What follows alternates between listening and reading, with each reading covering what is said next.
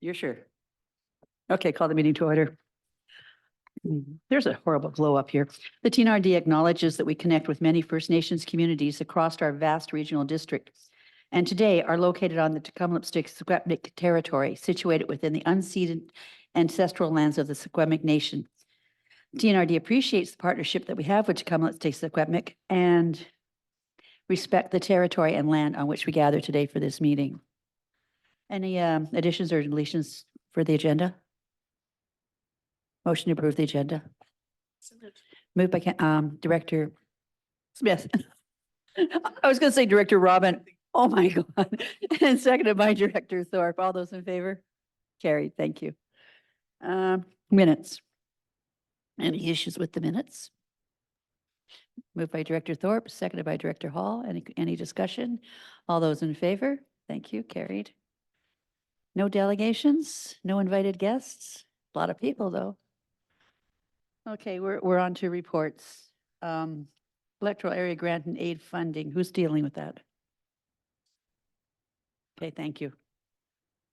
Good morning, directors. Got a slideshow that'll pop up here shortly. So what you have before you in the agenda package is the draft electoral area grant and aid policy. So for those wondering what that is what the policy formerly referred to as discretionary funding. So a bit of background before we jump into it. We spent quite a bit of time in the January electoral area directors meeting going over, or I should say having a discussion about things to include in this policy. So the policy hadn't yet been drafted, but we had a series of questions and discussion points. And I think we probably spent a good solid hour going through all of those points that we brought forward to staff and other recommendations and suggestions from directors in that meeting. And we've mashed all those together and came up with this updated draft policy that you have before you today.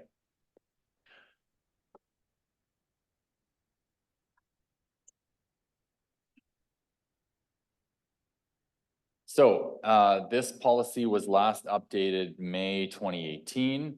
And really the reason we're bringing it forward is that it's vague and silent on a number of issues and questions related to the use of this funding stream. And ultimately staff need better direction on how to administer this program. In other words, it was often staff were in an awkward position trying to interpret or not even interpret the policy, make decisions on what was appropriate use of those funds because it was silent on the policy. My remote's not happy, not listening to me. Oh. The other thing is that this policy was, like I said, last updated May 2018. So updating the policy will align with the recommendations of the forensic audit, specifically strengthening board oversight and financial controls, updating policies and bylaws, and increasing accountability in the financial department. Those were specific recommendations. Next slide. All right, so the first thing I mentioned off front, to clarify, we're proposing, or the policy renames the program as electoral area grant and aid instead of discretionary funding.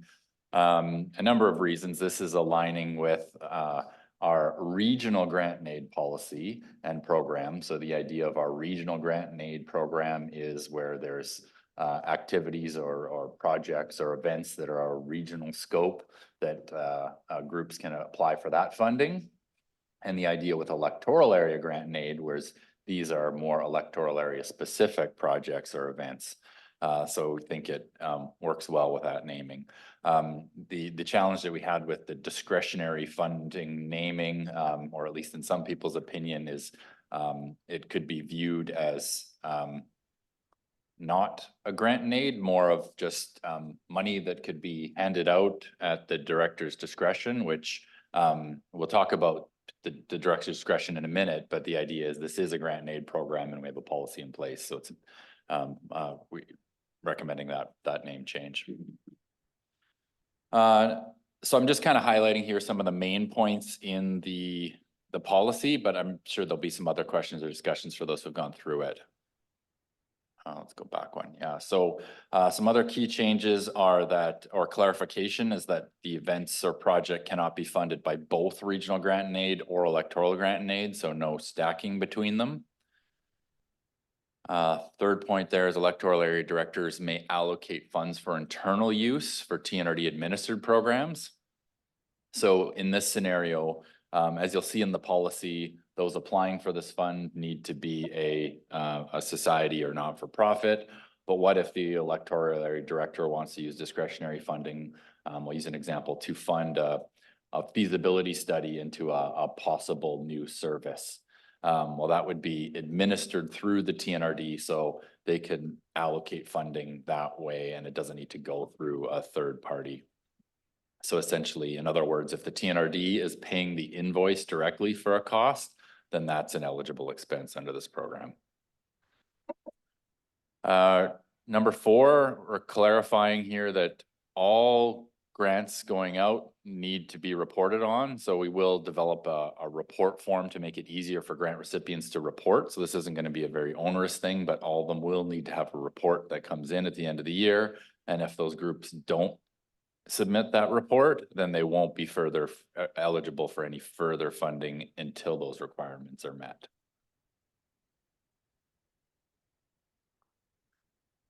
Number 5, this wasn't set in policy before, it was in practice, but we're setting in policy that there's an annual taxation for all 10 electoral areas of that 13,500. So that will be budgeted each year and approved through the budget process. No carry forward would be permitted, and this is a past practice, but again, we're setting this in the policy. So any surplus at year end goes back to fund or to offset taxation the following year. So to be clear, the way our process works is it doesn't disappear into TNRD administration. It goes back to the electoral area taxpayer as a offset for collecting less tax the following year.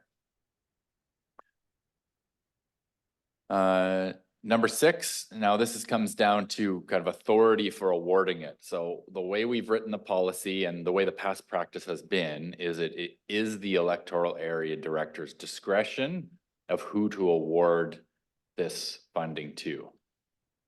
So the mechanism is a group will apply through an application form for the funding.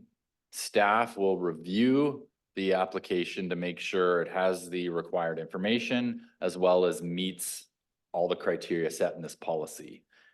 If it does meet the criteria of this policy, it goes to the area director, and then it's their discretion to approve or deny the application.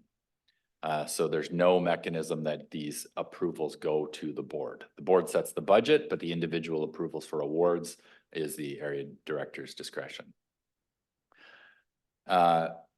Then following with that, something new that we've added in here is an annual report would go to the board, just simply highlighting all the applications that were received, which ones were approved, which ones were denied, and the amounts that were approved or denied.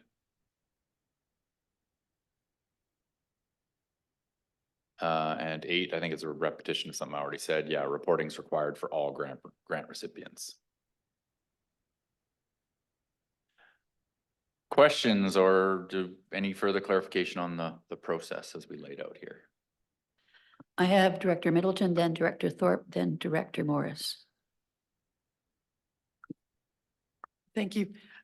Just back on the item 4 where groups are required to report on at the end.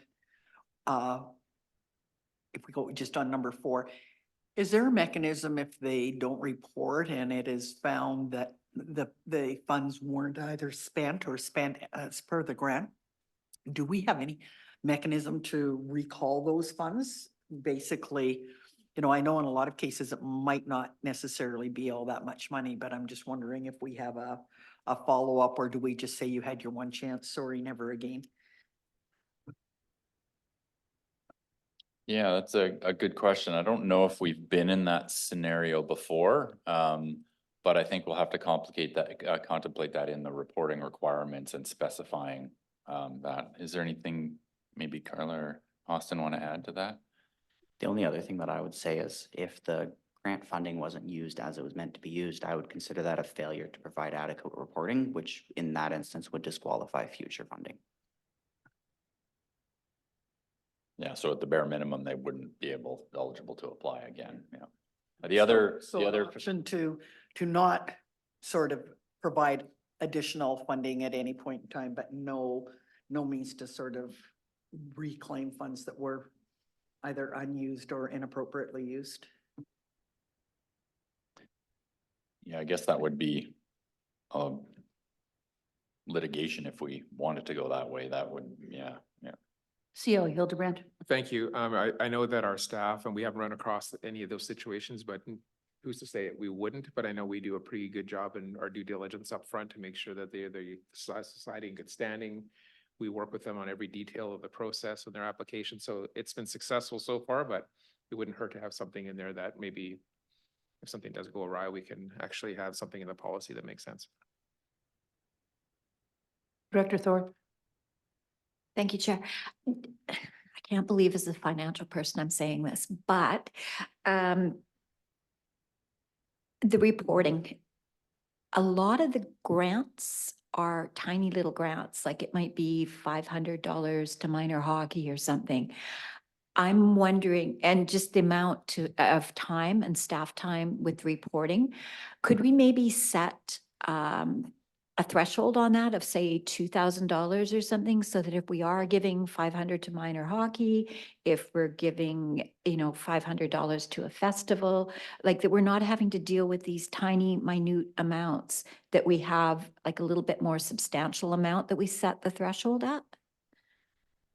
Just for clarity, do you mean requiring the recipient to report? Exactly, requiring the recipient reports. I'm fully in favor of, the report coming to the board of what has or hasn't been done, all of that. I'm just thinking that a lot of these little groups, even trying to get like a couple of years financials and all of these things, we're asking them to jump through a lot of hoops for a little bit of money.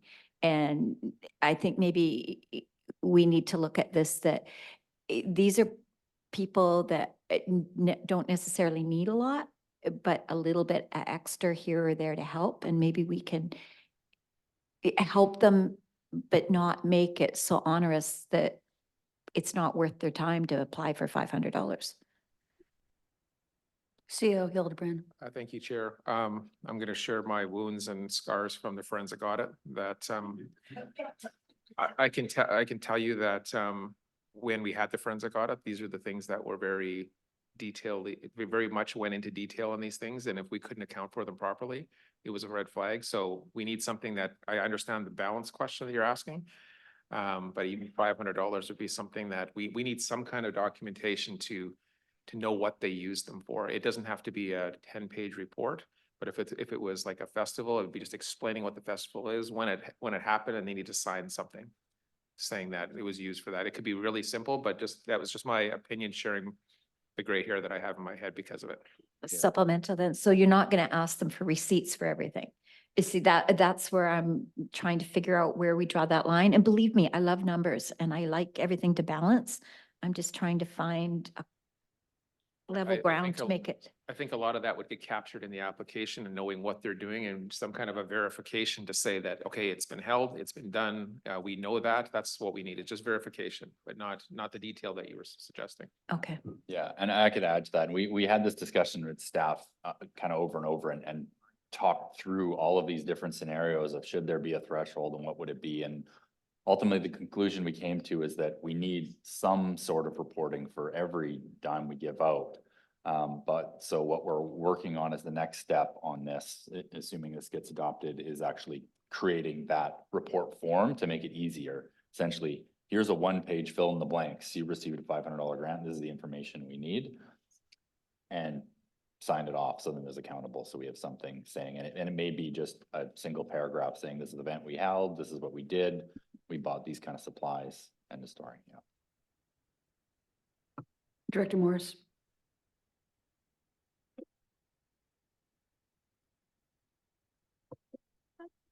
Chair Bass.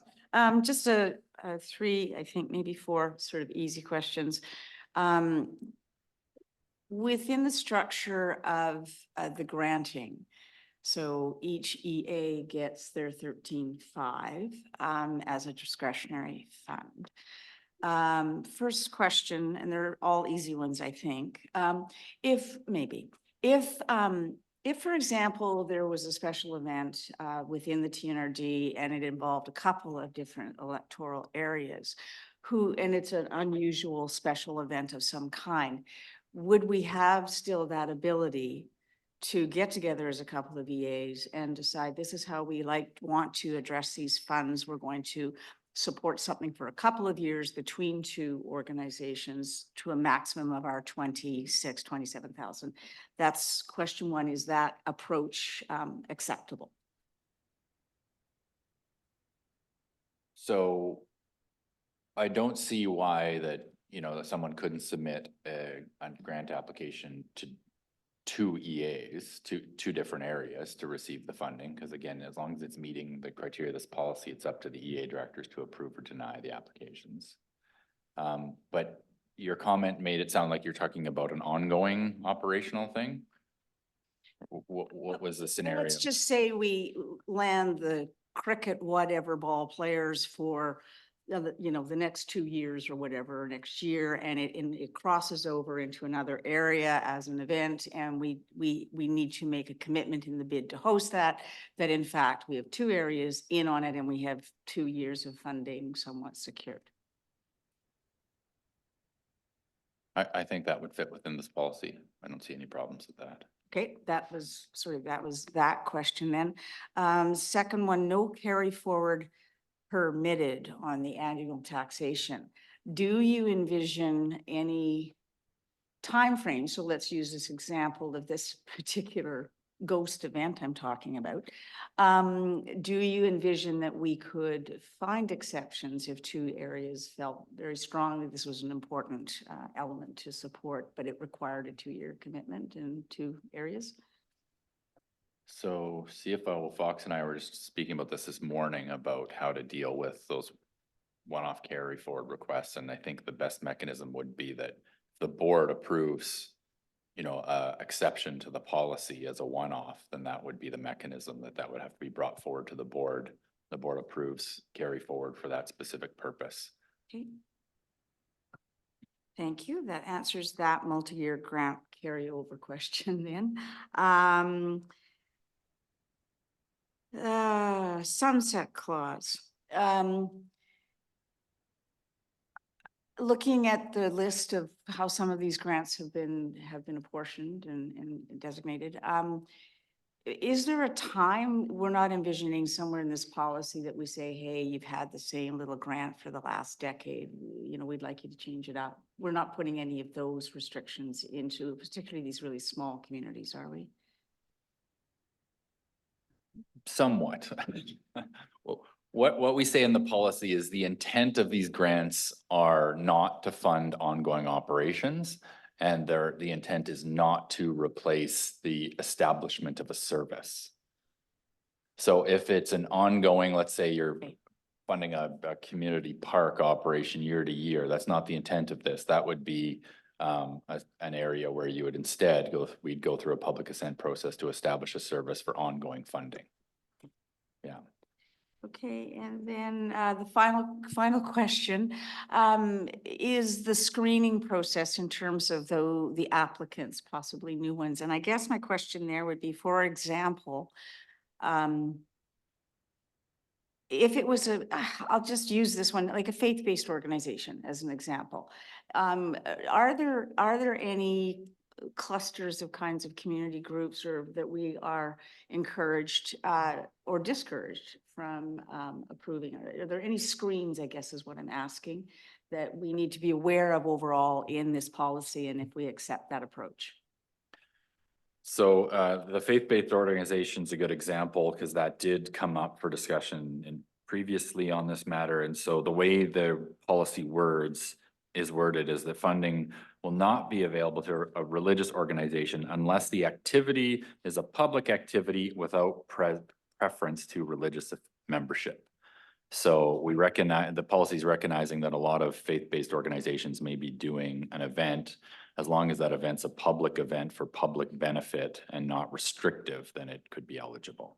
Okay, so they want to do some good work in the midst of a disaster that has occurred somewhere, and that would be acceptable. Yeah, I mean, we've seen it, a church youth group might want to do a community cleanup on a roadside and applied for funding. So it's benefiting the whole close. community. Yeah. Yeah, thank you. I just wanted clarification on those. I have Director Laird and then Chair Roden. Thank you, Madam Chair. I've been fortunate to be able to work with this policy for the last 6 years now. We find it works very well. What we've put together from the EA board, working with staff, is the report you see before us. Director Graham and myself, we co-fund a lot of the grant, well, used to be called now the grant and aid.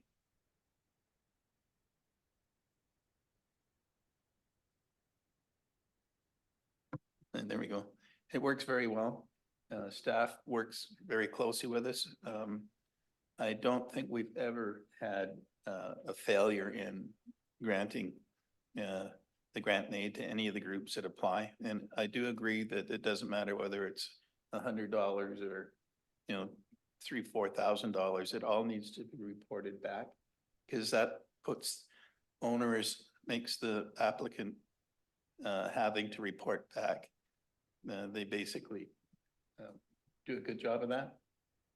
And we've never had a problem with reporting as far as I know. I know sometimes there's a little bit of follow-up required, but it works quite well for us. Thank you. Chair Roden. Thank you. Director Laird just addressed one of my things, which is about the reporting out. I agree we need to find that line between making it too onerous so that people aren't applying, but making it too free and easy. I think just to address the thing about the ongoing funding, I think that this is the same as we apply to any other funding we disperse. And I know we do it at the Village of Ashcroft as well. When we give our grants and aid, we're not intending that this is something that groups can apply for year after year after year. It's intended to give a helping hand where it's needed, but also to encourage groups to stand on their own 2 feet and find other funding sources, whether that's fundraising or whether it's other donor bodies or whatever. So I think that we're not telling people you can apply once and then that's it, but we do want to try and wean them off, expecting that, oh, every year I'm going to get $500 or $1,000 from my electoral area director.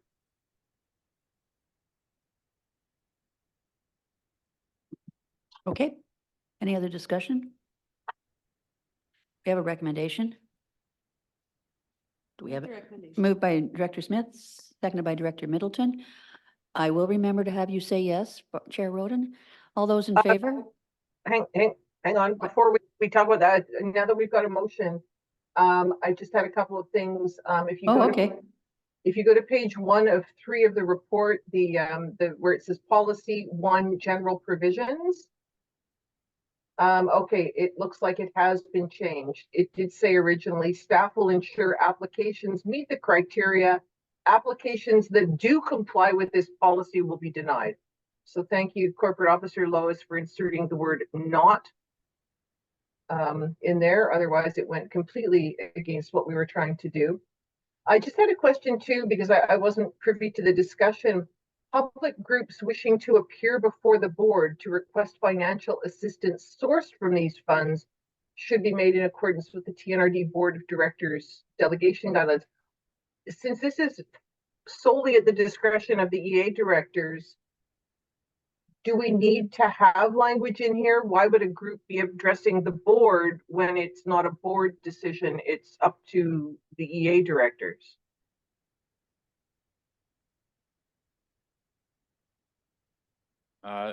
Thanks for that question. I think this was a carry forward from the old policy. I think the idea is simply that if it just so happened that there was a delegation and as part of their delegation, they were requesting funding, it would be dealt with in the same mechanism where decision doesn't get made that meeting. But fair point, I guess the board wouldn't be making a decision anyway about whether to give the funding or not. It'd be the area director. There is one occasion in the proposed policy where the board would be making the decision, and that's where it's the request for the grant is around election time. And so I think that's probably intended to give safety and security, so people can't be accused of, say, basically buying votes, because the decision would be made by the entire board, not merely the electoral area director in question. And wouldn't you also require a delegation to come to board if it was one of the one-offs that you referenced earlier? You did say that would have to be a board approval to ignore the policy. Okay. Anything else, Chair Roden? Nope, that was it. Okay, Director Thorpe. Well, here's an interesting one then. So let's say we've got an election happening and a delegation wants money that is more than the 250. What happens if that delegation hypothetically was somebody that was running for a position on the board? Through the chair, I think the chair of the board would not allow a political discussion to happen leading up to an election. I'm not sure what the time frame is. Is it 3 months or 6 months prior to election? But yeah, we that's happened in the past, and I know Chair Roden would probably share some examples where somebody wanted to come and share their point of view, but it was denied because of the upcoming election or their involvement in the election. Yeah. Right, but if it goes to the board, it's the chair's discretion on the delegation. Yeah. Barbara, were you saying something? Anyone else before I call the question again?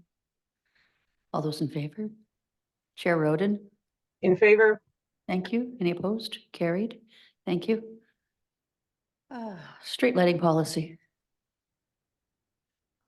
Who's got, oh, I got that one too. Thank you. And backing me up is Joe and Sherry, who take the lead on these files dealing with street lighting. So this is I think fairly straightforward policy updates. So two separate ones in this report. The first one is an update to the existing street lighting policy around critical street lights. So just a reminder for the committee, the way our critical street lighting program works is if it meets the criteria of this policy and it's requested by the board director, or area director, or the member of the public, then staff will review that request. And if it goes ahead, then the light will be funded by electoral area wide taxation, opposed to a specified area, which we'll talk to related to the next policy. So what we've added into the policy here is just around timing of those requests and how to deal with them. We just wanted some mechanism in terms of our budget process to have this established and a way of board approving those being added to the budget. So what we've done here is any and all requests that come in, whether they're from the area director or from the public, staff will review those, but the deadline is May 31st of each year. And then if we get those by May 31st, that gives us enough time to review the request and make a recommendation to the board either to install the light or not install the light.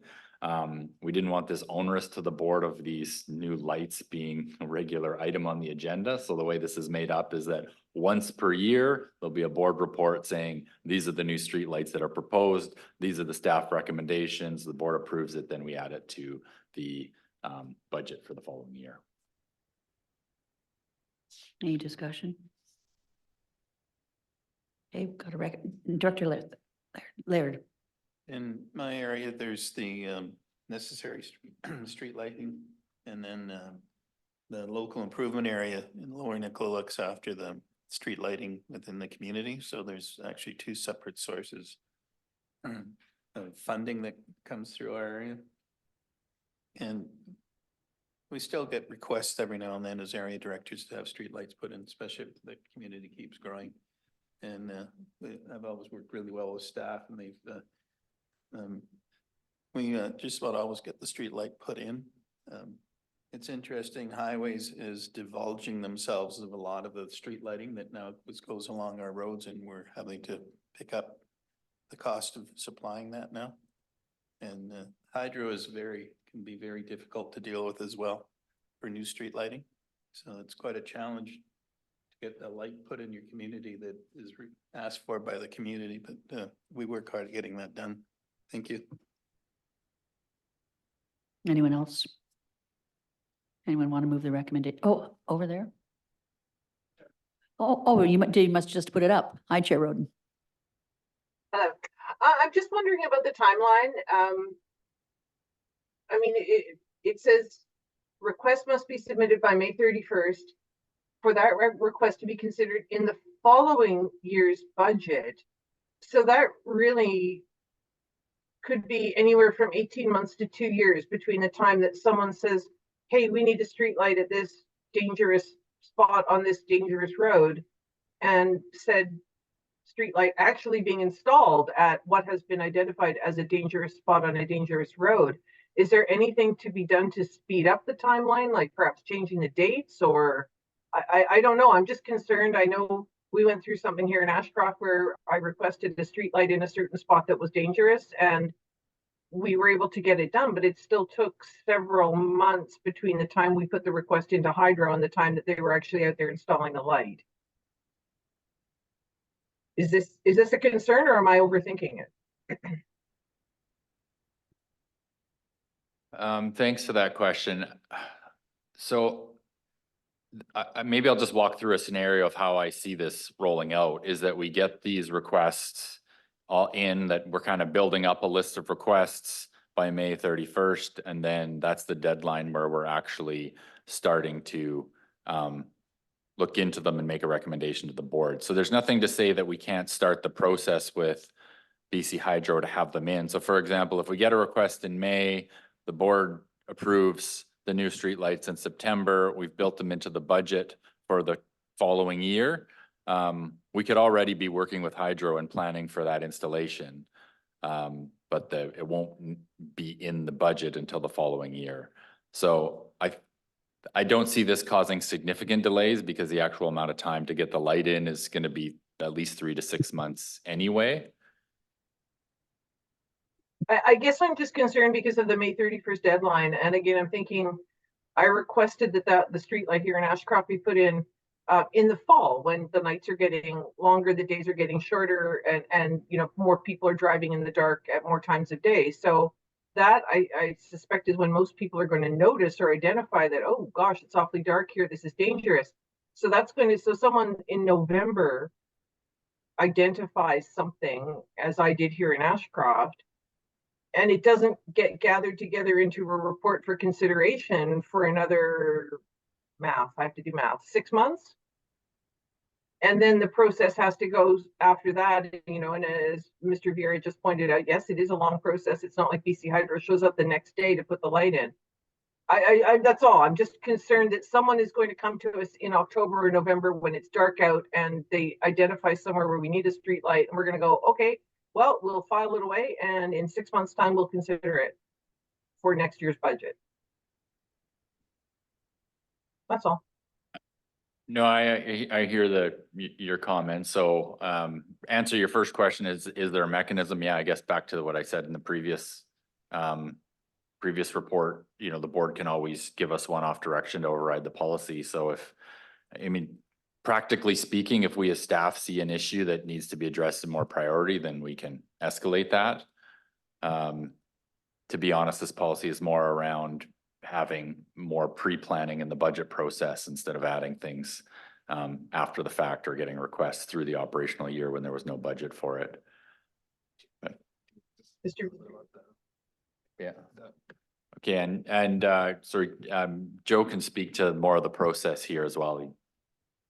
Yeah, thanks for the question, Chair Roden. And I think mainly with this deadline date, as I've been working with Director Thorpe with some streetlights in Area I, what we're seeing is streetlights aren't just costing a flat $500. We run into problems where there's no transformers, or we need new lines or new poles, and costs are coming in at 10,000 plus for just one streetlight.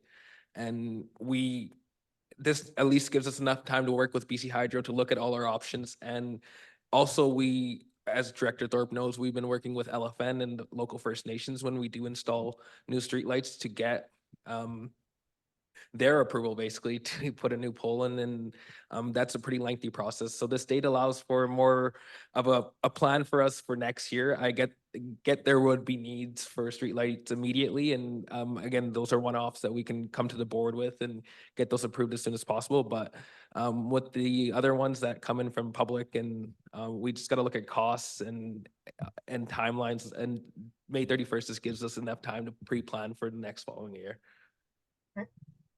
No, thank you. That's great. And again, going back to Ashcroft, it was we asked Hydro to put a light on an existing hydro pole that was carrying lines but had no street light. And so, you know, that was relatively simple. So I get that there can be, especially in rural areas, a lot more to it than what we experienced. And I guess I just wanted the reassurance that if a street light was identified as being needed because of immediate concerns about safety, that we do have a mechanism to address that so that their people aren't told, well, it'll be 12 to 18 months before it can get put in. So thank you very much. Okay, I have Director Laird, then Middleton, then Morris. My question's answered. Thank you very much. Director Middleton. Thank you. When we look at some of the challenges at times dealing with outside sources like BC Hydro and whatnot to actually get power to where we need it, or, you know, cost, has alternate power sources been investigated or priced out? Is there a reason why we could not do something like solar streetlights, which could speed up processes and perhaps save a pile of money? So we are investigating that, but it's a really good question. I think it's important to understand our current mechanism. So our current mechanism is the street lighting service. TNRD pays for the installation operational costs of the light. We don't actually own or operate any of the infrastructure. It's all BC Hydro owned. So we put in the request and they say, yes, we can do it. It'll cost you this much to install and this much to run year after year. Looking at an alternative option like a solar one, not saying it can't be done, but the challenge there is then we're getting in the business of installing our own pole, getting tenure and authority to actually install the pole because it's not our right of way. So that's the complicating factor there. I'm not sure if Joe has anything to add on that because he's been looking into this because we've run into challenges where we don't have hydro. Yeah, no, thanks for the question, Director Middleton. Yeah, just talking about the solar power, JV was right on, bang on with again, area I, we're looking at a location where we actually can't get power. It's going to cost literally hundreds and thousands of dollars. And I'm actually working with BC Hydro and the Ministry of Transportation to see the options of getting a solar power streetlight. As if you guys ever done the drive to Tobiano or to Savna, you can see like that one pullout has those 5 or 6 solar power lights. They are going to get back to me. They said I've sent the email about a month ago. So just waiting on their reply, and it would require some permitting and working with the Ministry of Transportation to get that approved. And but not to say it can't be done. It can be done. We'll have to look at the costs and if that's something the board wants to go forward with. Director Morris. Thank you. And I think for the most part, it's been answered, but it was a due diligence question essentially around lighting. If we identify an issue at a community level, and then it's a lengthy timeframe, and we have an added pressure to ensure that that's sped up. Is there any liability to us? But I think the answer is no, because we've identified the issue and we've referred it to the group that's supposed to solve it, correct? Correct. I mean, I'll give you my view on this, that this service is very much a response to community requests. We're not the safety authority on the traffic, right? So the way they realistically come in is there's a request, hey, our mailboxes, it's really dark here, our mailboxes are at the end of the street, can we get a street light here? We're not responsible for the highway safety, the traffic safety. We're not the traffic engineers. So I don't see this service as a critical safety piece that we're, from an engineering standpoint, making decisions on. we receive a request from the public saying, we don't feel safe here, we would like a street light, then we review that and say, yes, we agree that request makes sense. We have a funding mechanism for it. Okay, we have a motion on the floor. Any more discussion? All those in favor? Chair Roden, In favor. any opposed? That's carried. And we're on now to the procedure bylaw with Mr. Lewis. Actually, we still have one other recommendation on. Oh, are the we? board. Okay, I thought we were gonna do them both together. Okay, so, move to, okay, second by Director Smith. All those in favor? Chair Roden,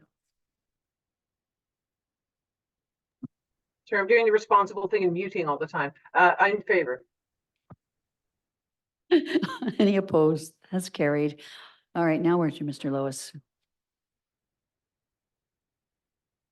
Thank you, Chair, and did just want to flag with you a purely procedural note on the first of those votes. We don't think there was actually a mover and a seconder, but since it was a unanimous vote, I'll just pick two of you at random if that's okay.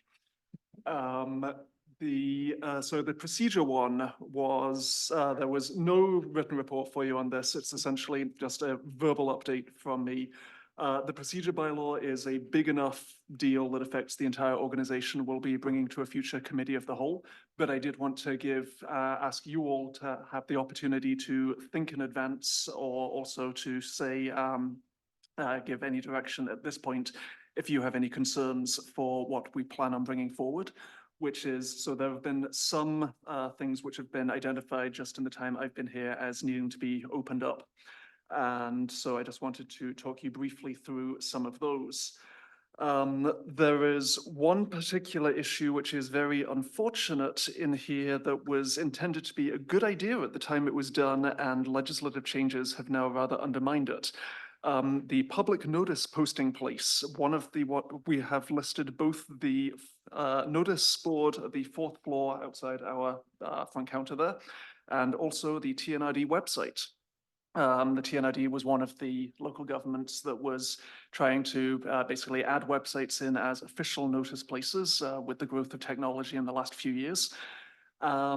But now with the collapse of local media, this is actually causing us problems with the when we are required to post formal notice under Section 94 of the Community Charter, for example, land use issues. The Community Charter there does say if your community has no local newspaper, you may provide notice in other methods. And there is specific statutory authority to adopt a bylaw stating how you will provide this notice. And the statute says that if you are doing this, you must select at least 2 places you are providing notice in addition to the statutory notice places that you identify in your procedure bylaw. So one of the things that I will be proposing for when we bring this forward to Committee of the Whole and then Board to discuss is that we take out the website as one of our formal procedure bylaw notice places, purely so that we can then put it into a public notice bylaw so that we can use it as one of those places. Because at the moment we face a challenge where we need to find 2 places to post notice in addition to that notice board and our website. And that can be something of a challenge figuring out the appropriate locations. So we think it would be very useful if we would be allowed to use our website as one of those, which I think was the intent when it was put into this bylaw as a formal public notice place. That said, I do fear that there could be a public perception, if I didn't explain that in depth, of the TNRD is proposing to stop publishing notices on its website. And I want to be absolutely clear, that is definitely not the intent. That would only be done so that we could formally use it as required in the public notice bylaw provisions of the Community Charter. In addition to that, much of what I've identified so far is housekeeping matters.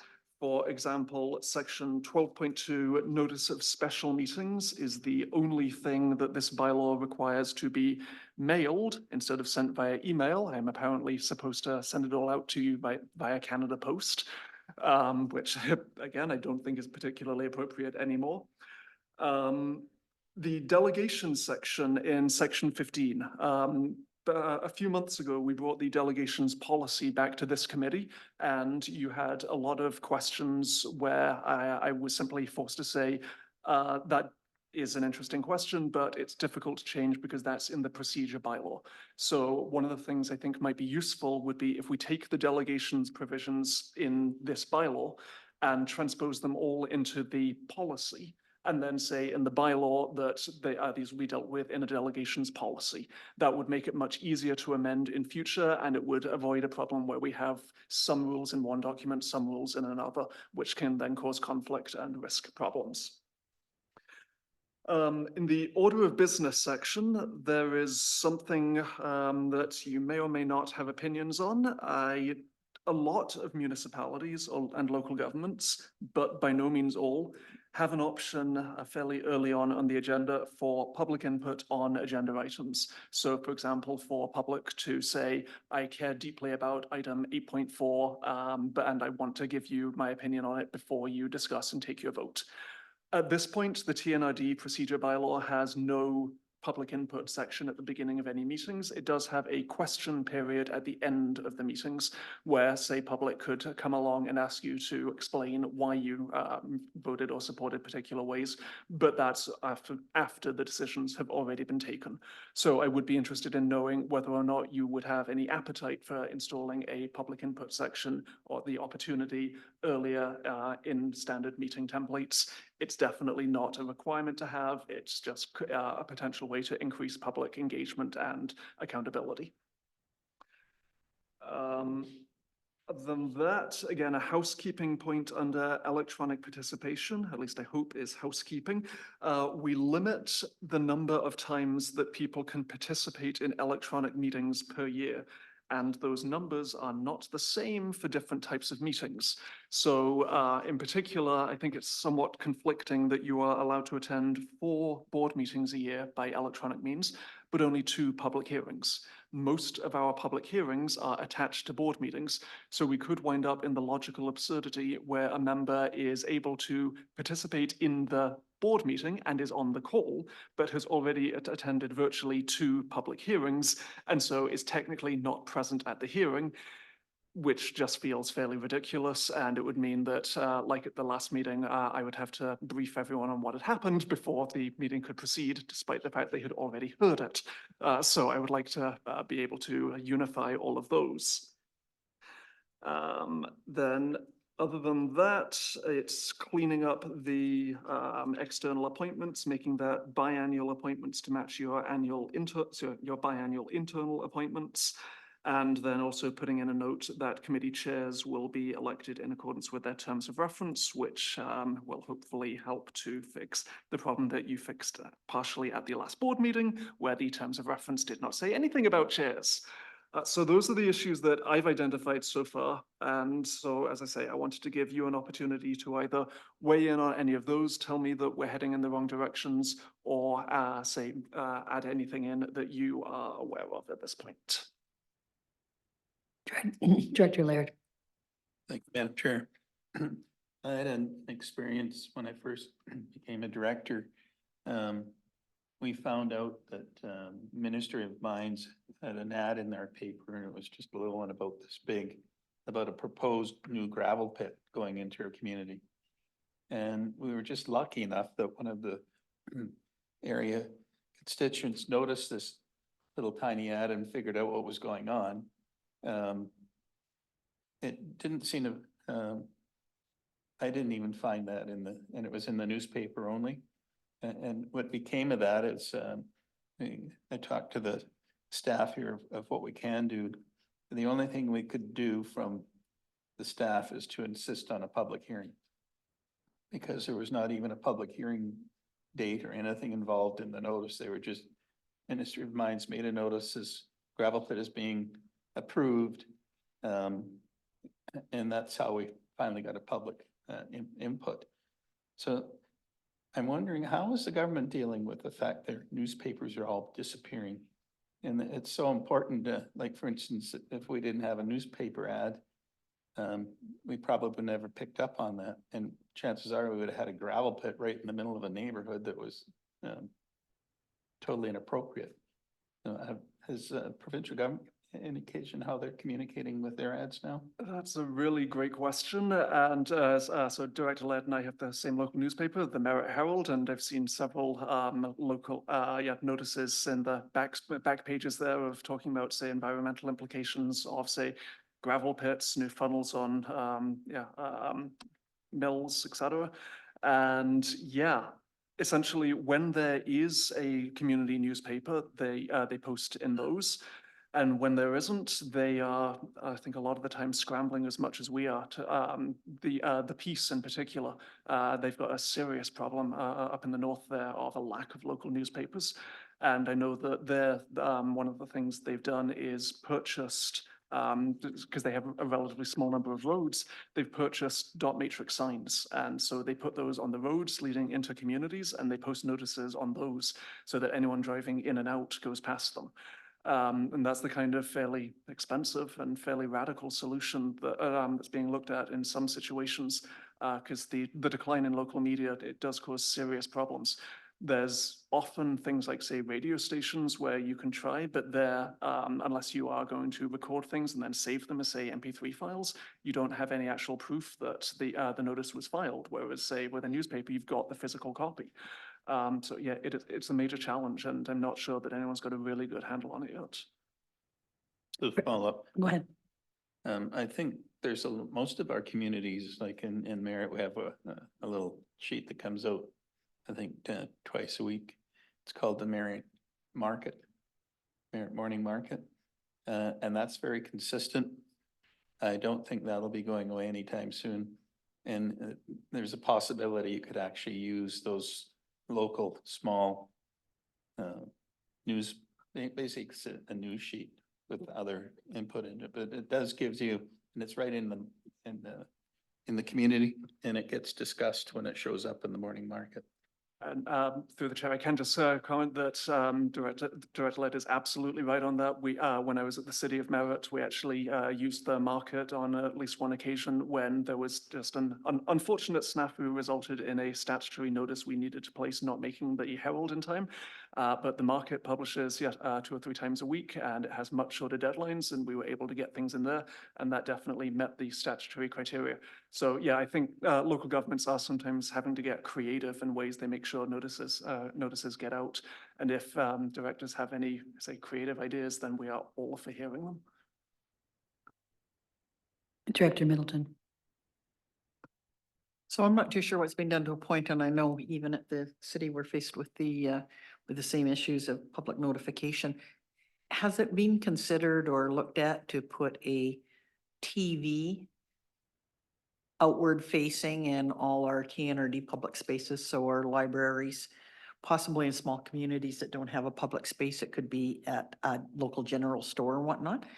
So basically a TV that faces outward that can be viewed, and we could just update all the postings on these TVs, and they could just, you know, you could physically see it on a screen all hours of the day. And then any information that needs to be pushed out or sent to that doesn't actually need to be physically gone out and taped to a store window. You've got, you know, say whether it's a store, it's a library, it's a post office, it's some sort of public space in the communities. And it's just a electronic board, but it's in a protected area. And we can service and change the messaging electronically.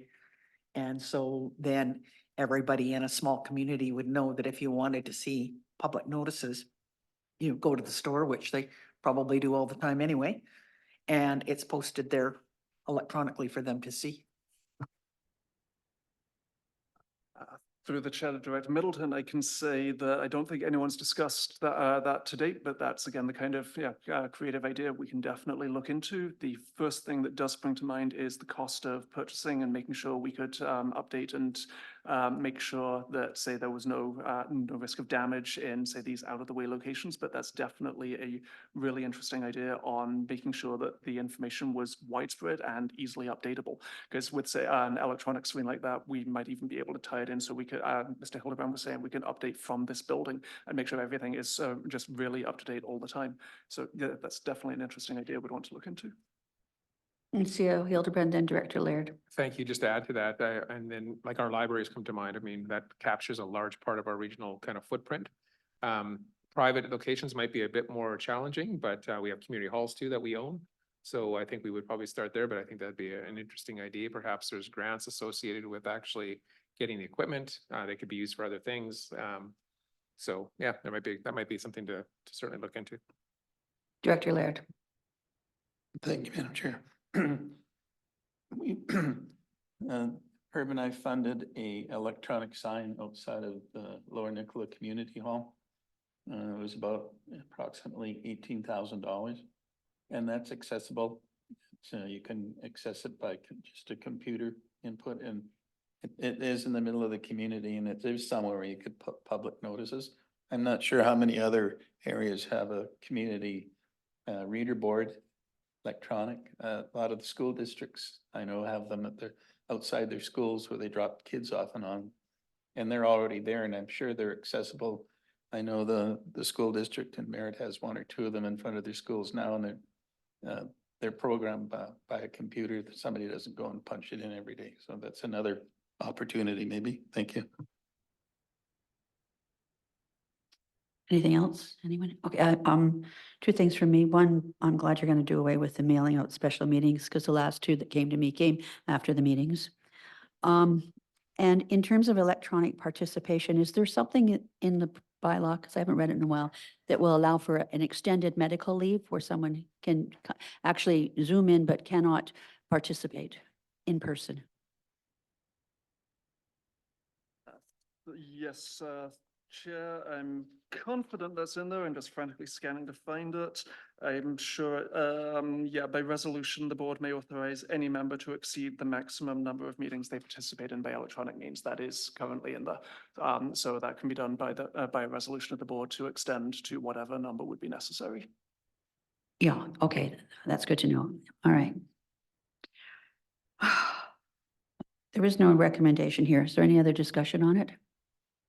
Director Smith. Just on the, with regard to a question period, would that be, if it's at the beginning or at the end, would it only be specific to what's on the agenda before us? Through the chair, yes, that's a really good point to clarify. So the delegations provision of a procedure by law is normally to allow people to raise new information or new items that are not on the agenda. While I would expect a public input or question period would always be about the things that are on that agenda. And yeah, I know I've had experiences in the past where people have shown up and said, I want to talk about this thing that I am passionate about in my community. And we've said, okay, which agenda item is that? Well, you're not discussing it tonight. That's why I want to bring it up. Okay, so now we're in the delegation procedure. So here's a form you can fill in. We'll schedule you a meeting. But yeah, we would expect the public input would, or I think should always be about the things that you are scheduled to discuss that you have had background information on, or at least titles to think about. On that point, when you do the language, could you make it clear that you're supposed to get to the question? Because even at council where you have 5 minutes, that's an awful long time to ask a question. And sometimes it does degenerate into what you just mentioned. Okay, so we're on to AI, and I don't know who's handling that. Okay, me. let's go.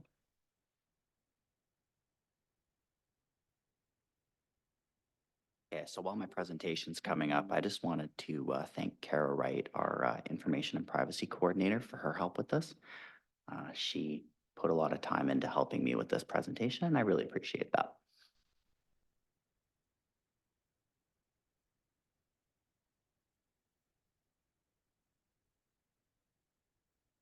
Excellent. You know, the irony of artificial intelligence in local government language, makes you kind of wonder sometimes.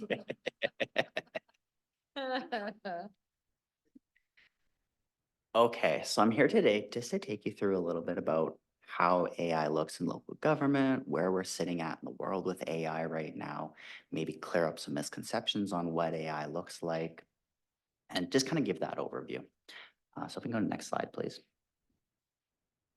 So AI is this huge hot topic right now. It's on everyone's minds. It's appearing everywhere. It's appearing in our programs. It's appearing in our lives. And as this topic emerges, we need to keep the security, the privacy, and the trust of our residents in mind. And part of that is understanding AI and knowing what it's capable of, what it can do, and how it works. The general idea behind artificial intelligence is that it performs tasks that require quote unquote human intelligence. So, what does that look like? A lot of people in their minds see AI as being a lot more than it is, as being a robot that thinks, that feels, that has ideas, but that really isn't what AI is at this stage in the game. A large language model is likely what most people are familiar with in terms of AI right now. And a really good example that Greg Lois gave me for this was your phone. If you're texting someone and you're going to type out a message that says, I think I'm going to be sick, your phone's probably going to suggest the next word as tomorrow. That's AI. If you buy a brand new phone and you type, I love, the next word it's going to suggest is probably you.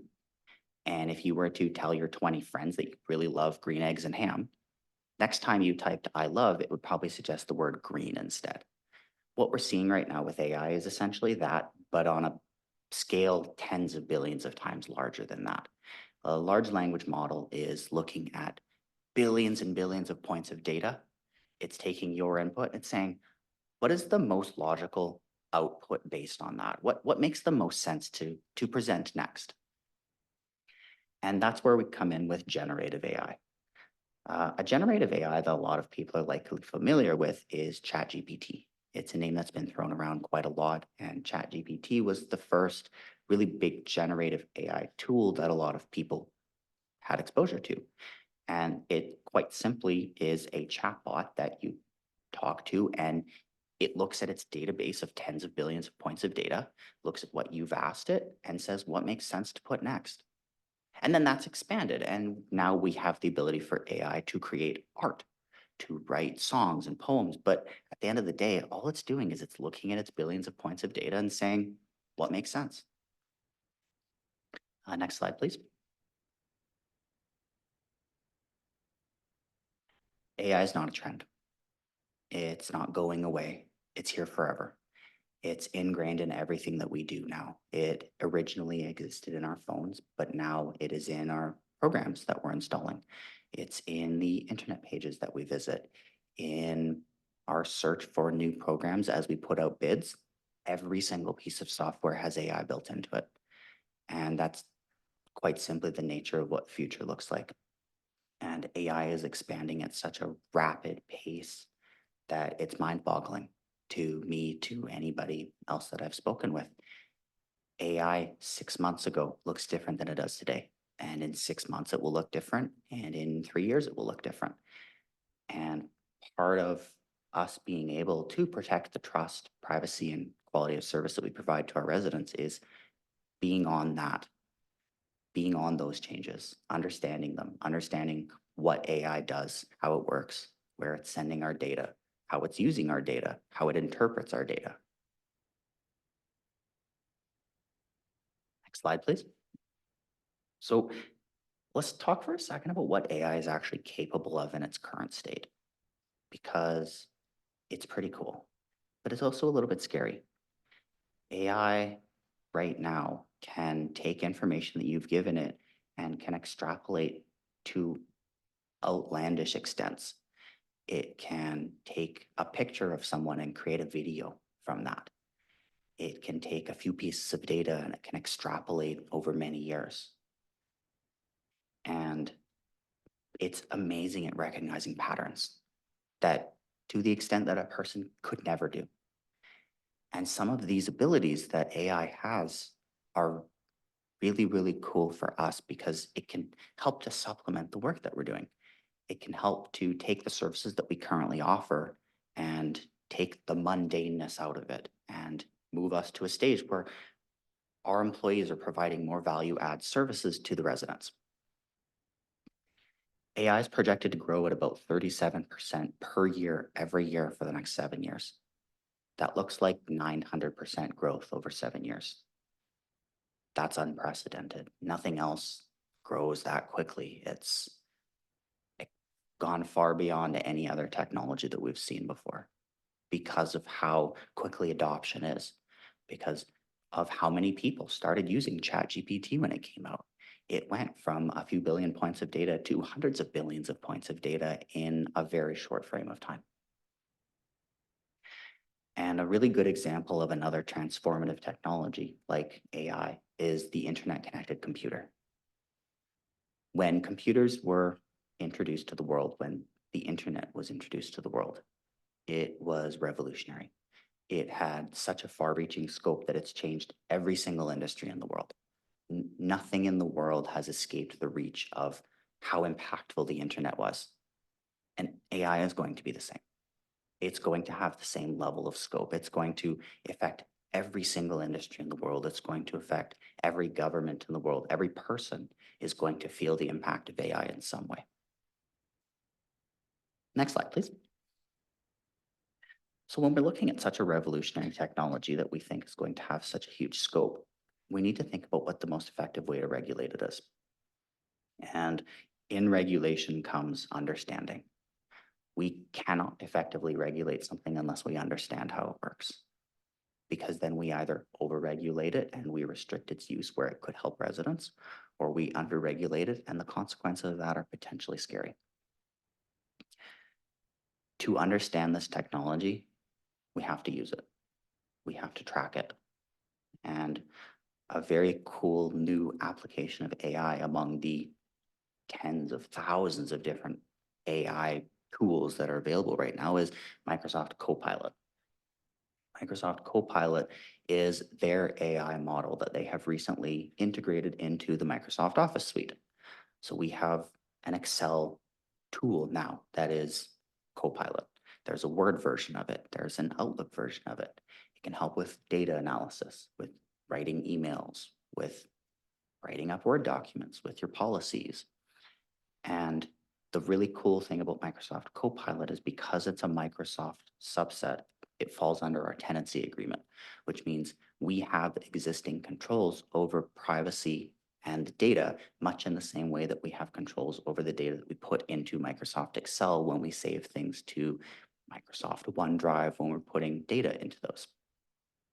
I think that gives us a really, really great starting point where we can start by ignoring, for now, the tens of thousands of other AI tools that exist and saying, look, we have Microsoft Copilot, this trusted business, Microsoft, that we already work with, that we have tenancy agreement and privacy controls with, that we can now begin to test and begin to track where our data is going and how it's being used and ensure that it is safe and that it provides the benefits that we need.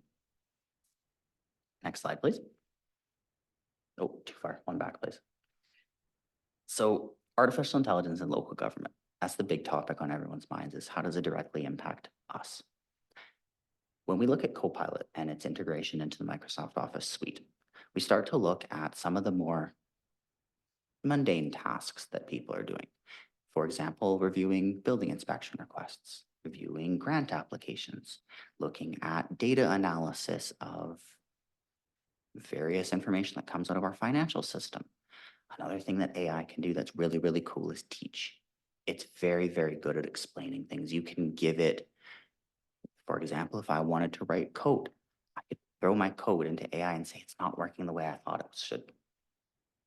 Can you help me figure out why? And AI will not only look at my code and try and figure out why it's not working, but it'll say, it looks like you messed it up here. And this is what I think you were going for. This is maybe how you should do it instead. And this is why. And I think that's really cool. The applications of that are awesome. It allows us to improve efficiencies, to take a process that takes 3 days and trim it down to 2 days, And that extra day allows our staff to take value add time to communicate more with residents, to provide reporting that is relevant to residents, to be reaching out to residents. It's that level of service that we can provide if we take advantage of some of the tools that AI has to offer to us. On the flip side, there are some risks that go along with AI. We know that there's risks in using it. AI is not at a stage right now where it should be making judgment calls. It's simply not there yet. The large language model concept means that it's just going to look at existing data points and come to a conclusion. There's no human side to that, the feeling that we need right now. Additionally, we don't want AI to be a direct to resident tool. We don't think that it's there yet. We want AI to be wrapped in a human envelope. Anytime there's AI, it should be looked at by a person before it goes into AI. AI does what we've asked it to do and nothing more. And what comes out is reviewed by a person as well. There's always that human touch to it. It's not meant to be autonomous. It's meant to supplement existing work. Another thing that we know about AI is that because it's based on data, sometimes it makes things up. It looks at trends, it looks at historics, and it has a tendency to lie when it doesn't know the answer. And we know that that's the case. And because it's predictable, we can work around it. But because it's predictable and because it likes to do that, it's not something that we think should be a direct to resident tool. And then becomes the question, what does the future hold for AI?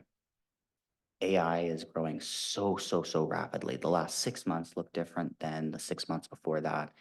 And the last 2 years for AI growth has been impressively scary. And so we have no idea what it might look like in 2 years, in 3 years. And that's why it's so important that we start looking at it now. Because once we've missed the mark, the way that AI grows, the rate at which it's projected to grow means that if we don't start to understand it in its infancy, it grows faster than we can keep up. Next slide, please. So what I've put in here is a couple of practical examples just to kind of look at maybe some application for AI. So I pulled this random invoice from Google, not an invoice of ours. No information that's on here is private. And I quite literally gave this image to AI and I said, can you tell me who the vendor is, who the payee is? What's the total on the invoice before taxes? And then I asked it something a little more complicated and I said, how much more would it cost if I wanted to buy 2 additional Toto sinks, which is the second line on that invoice? Next slide, please. It's a little bit small, but the results were impressive. AI came back to me and told me all the information I wanted to know. It identified the line on the invoice related to the Toto sink, extrapolated the tax rate from the bottom of the invoice, applied that to the total of 2 sinks, and told me how much it would cost for 2 more. Next slide, please. This one's a little bit more open-ended. I gave it another random invoice and I said, I want to bill this invoice, but first I need to know if the taxes were calculated correctly. And I also need to know if the payee signed it. It did a quick calculation of the tax based on the subtotal, compared it against the tax that was on the invoice, confirmed that the amount was correct, and let me know. Then it looked in the bottom right-hand corner of the invoice, noticed that there's a signature on there from John Smith and said, yep, John Smith signed this. It's in the bottom right-hand corner. And then I asked AI, without giving it any context, paint cam lips. And this is what AI has done. I wish that I could perform any level of art like that. Austin, if I could just jump in for a minute. I know I talked to Chair Bass and our first thought was we were gonna have Chair Bass as a superhero. And maybe just talk a little bit about that. I haven't preempted that, but. Absolutely. No, I can talk about it now. So we originally were thinking it would be kind of fun to take a picture and say, make this into a superhero. And what actually happened when I put that in the AI is the AI recognized that there was a face in the picture and refused to do it. It would not depict a person based on an image that I gave it, which is really interesting, but also reassuring. It's that level of privacy where it says, nope, this is a person. I'm not depicting a person. I don't know if you have permission to use that person's face. I don't know who you are, not doing it. So we did a picture of Kamloops instead.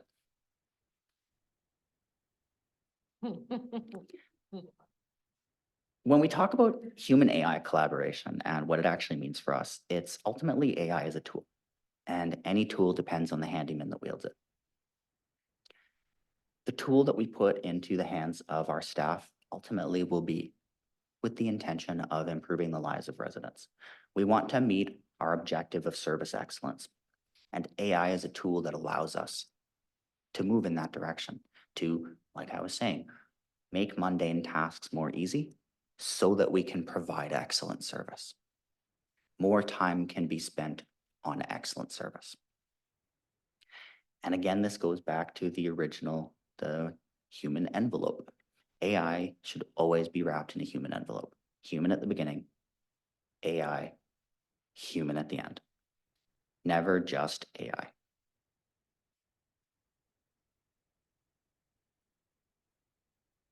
How does AI work with our security? And how does it look at our information privacy risk? So we need to understand how AI uses our data. And while yes, it does fall under our tenancy agreement with Microsoft, we don't know how that expands to AI specifically without testing, reviewing, and looking at what it's doing with our data. They have tools that they've just released for their new Copilot software that allows us to track and control the data. But because we haven't started using AI yet, we haven't had a chance to look at how those tools work. We also have our own tools in place to manage security risk. We have a vast suite of policies and documents that are in compliance with FIPA that make sure that we are using data and controlling data in an appropriate way. With our existing rules and policies that are in place, the use of AI is actually almost entirely prohibited. If someone wanted to use AI, let's say Scott wanted to use AI for something, technically what he should be doing is reaching out to Greg Lois and saying, I'd like to use AI, this is what I'd like to use it for, and receive guidance on that. There is also the Privacy Commissioner's Guiding Principles of AI, where they are starting to think about when we want to use AI in local government, what does that look like?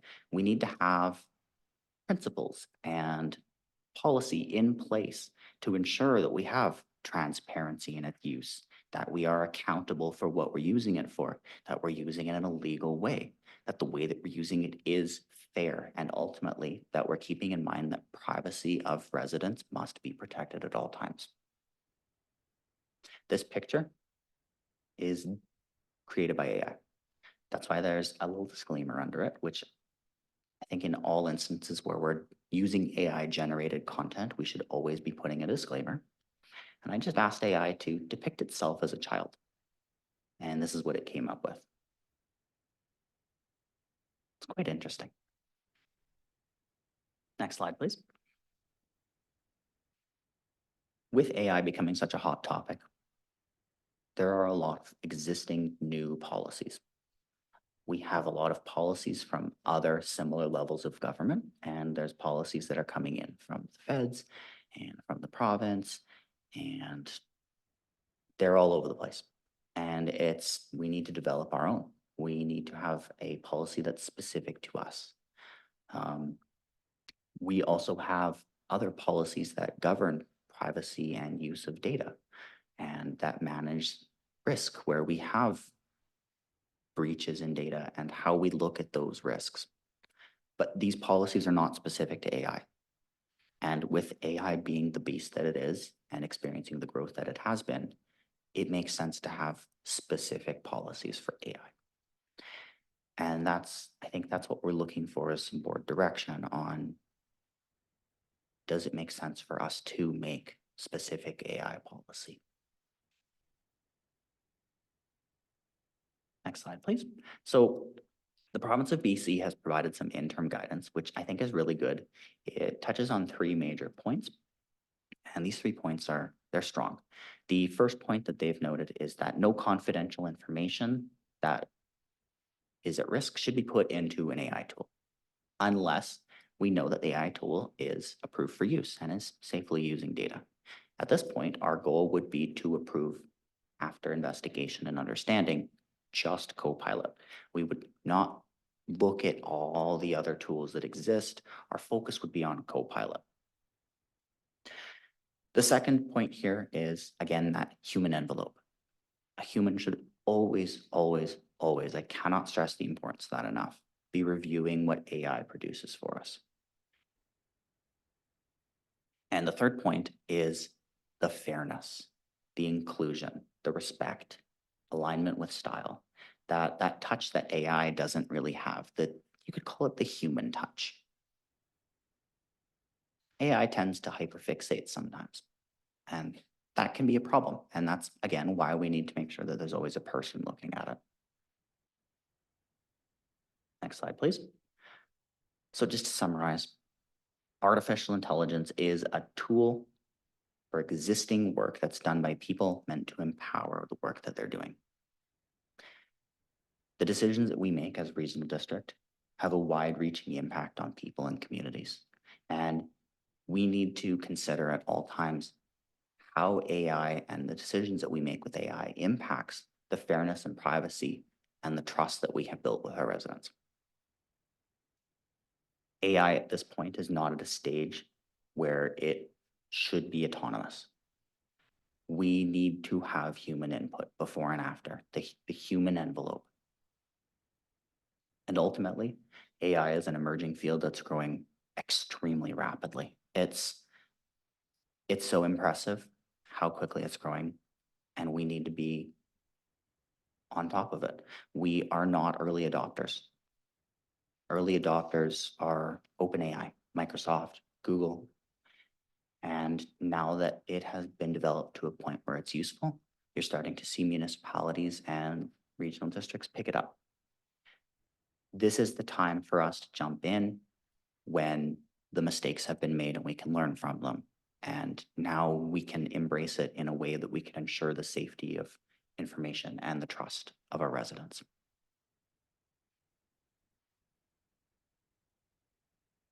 Next slide, please. And that's the end. Thank you so much. CEO Hildebrand, then Director Middleton. Thank you. And thank you, Austin, for that presentation. I hope everyone thought it was informative. It's something that we as staff have been talking about. We're not looking for any recommendations or motions because it's way too premature, but we wanted to we had the opportunity of having the Policy and Governance Committee together today and thought, you know what, let's just have a discussion on what you feel about it, what you think about it, what you've heard in the community. And Austin was grateful to put this, or helped us to put this, I'm grateful for that, to put this together to give us a bit of a look at it. But I talked a little bit about technology and efficiencies back months ago, I think when we were in Blue River, about how we need to start looking towards the future.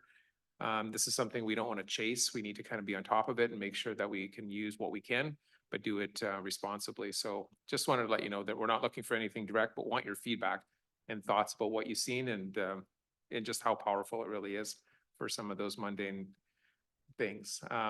One example I wanted to share, Greg, if you wouldn't want to put you on the spot, but I will. The judgment from that one judge where a lawyer was using AI and got caught on it. We just want to make sure that we're well aware of these kinds of things. For sure. So there was a recent incident in British Columbia, and unfortunately it wasn't the first. I think this happened, first time I remember reading about it was in New York a few months ago, where, yes, unfortunately, lawyers in their court pleadings, they said that they were using their large language models for basically research assistance and asked, tell me about the cases that have covered issues like this in the past. But as the judge pointed out, the pleadings that they submitted to the court were AI generated. They involved cases that did not exist. The arguments changed halfway through paragraphs in some cases. And so that's the kind of reason why, as Mr. Potts was explaining, we would always want a very human wrapper to make sure that we are cognizant of everything that is going into anything, and also that we are carefully analyzing and using anything that comes out of it. Yeah, we would definitely not want to wind up with any situation where professionally embarrassing situations like that occur in this organization. We would want to make sure that our integrity is absolutely paramount, and we want to make sure that we don't fall into any of those pitfalls that other people have. Director Middleton, then Director Laird. Okay, this is me being old. This stuff does sort of scare me. Not all aspects of it. I mean, we're already using it. A spell check on your phone, on your computers and whatnot. So if we sort of dial back to say, this is coming at us and now we need to know how we are going to manage it as an organization. So I just have a couple of questions or things perhaps for consideration is a little bit is how would employees be held accountable for misuse of AI in that as an organization, how do we plan to either perhaps, is it 1, 2, 3 strikes, you're out? We would have union agreements that we would need to be dealing with on that. So if we even just think of email and how many employees have opened an email that they shouldn't have because they didn't maybe pay attention to all the warning signs, or they hit open before they had a chance to really scan or review that. So we know that happens already. And if it's just happening on things as simple as emails, what's it going to do for, the rest of the data that we're trying to review? And then, and the other two is an acknowledgement or like sort of all out training, because there are going to be cases where you're using AI and you don't even know it. So it's that recognition of what's AI in my sort of workplace, what's coming at me. Because I know I probably certainly receive whole piles of things or that are AI generated and I don't even know it. Thank you for that question. I thought we'll bring the people expert up, and so feel free just to share your opinion. Matt and I talked a lot about this morning, so.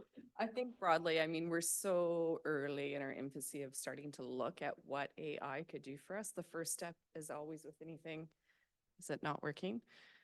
Is going to be ensuring that we have good policy in place, and then that sets the bar for expectations, training, education for employees. So we have to then look at it after we have the policy with any violation and understand the circumstances. So there's never a black and white, this is step 1, step 2, step 3. It depends on the circumstances, but we're really at that infancy of what is our policy going to guide us to say. So that's the part we're talking about right now. Once we have a policy, then focusing on that education and training for all of our staff.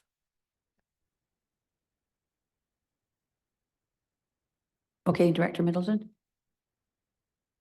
Oh, I could probably ask 100 questions, but I won't. So no, we'll move on. Somebody else will probably have a question. So I'll defer to the others to ask away that. No, that was just one thing that I jotted down that I saw as potentially being something that may come up in the future that we would have to deal with. Director Laird, then Director Morris.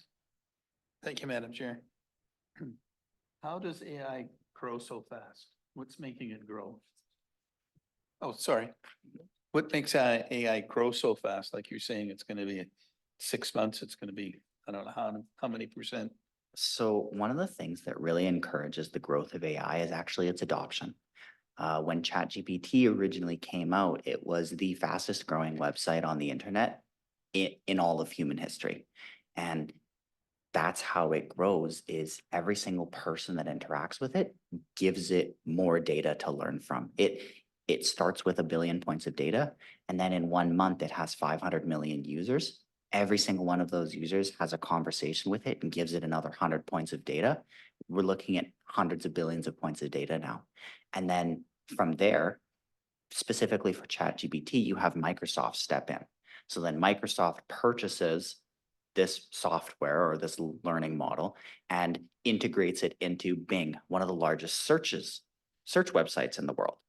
Now you have even greater exposure, where in its infancy, when it's not a corporate product, there's no restrictions on how it's using your data. So it's taking every single conversation and it's analyzing that. And when you have hundreds of millions of people using it, it grows so rapidly because of all that input. It just gives it tons of data to work with. CFO Fox, then Director Morris, then Director Hall. Thank you, Chair Bass, through to members of the board. So, you know, with anything as well, demand really dictates. And because the use of AI benefits improved efficiency, improved customer experience, enhanced decision-making, if you think about the capabilities of that in a business to improve their productivity, so outside of government's use of AI, businesses profit from being able to be more productive. So like many things, I think money also dictates the outcome businesses are feeling from investing in this and being able to produce more quickly, whether it be positive or negative. I think the demand for it is also there because of those outcomes. Director Morris. Thank you, Chair Bass. So just not even expecting an answer, I'm just going to raise about 3 little points here. One is the movement in terms of being ahead of this. Absolutely. Big questions around privacy issues for us as the TNRD, obviously, and I know you're going to pay attention to them, but warning bells right away for me. Secondly, the juxtaposition of this meeting that blends discussions about reader boards and street lighting against this AI in itself is testament to the fact that we're looking at all edges of the spectrum as a TNRD. So that is good. I did questions around the communication as this rolls forward, in particular to the diversity of the demographic within the TNRD, and I'm talking about age and ability to accept new things and not be very concerned about it. And then I guess the third one, obviously, ultimately will bring us to questions around budget and staffing levels that we'll need to implement and expand over time. And I'm, again, not asking for an answer, just observations for today. Yeah, go ahead. So I do want to speak to 2 of those observations. So one of the observations on the communication and the general age of the TNRD and how we, communicate that. I think that's a really great point. And that's part of that is any time that staff uses AI to generate content, there has to be a disclaimer. If you're communicating something to someone and AI has assisted you with that, they need to know that AI has assisted. And that'll be a really big part of it. And also, as we learn more about the technology and think more about how potentially it might be used, that communication with the residents of the district becomes something that we'll consider more as well. And with respect to staffing, right now, the way that we're looking at AI is meant to supplement existing work. We think that potential future benefits of it, we don't know how it's going to grow. We don't know how it's going to look. And we don't understand how it is right now enough to look that far into the future at AI.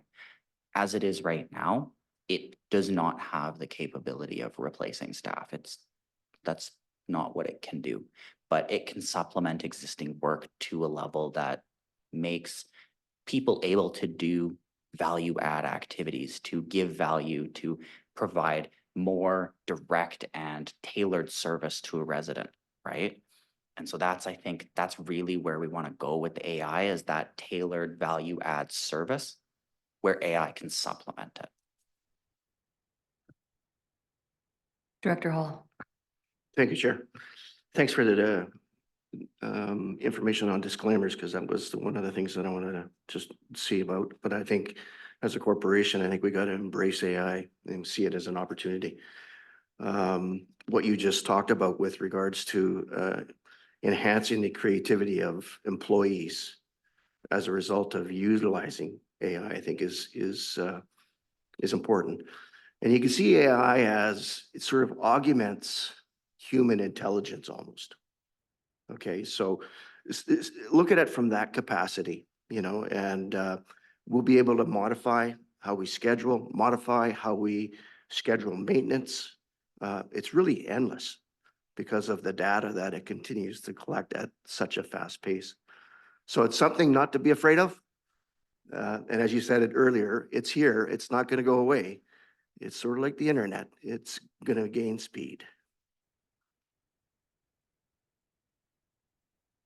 2 questions.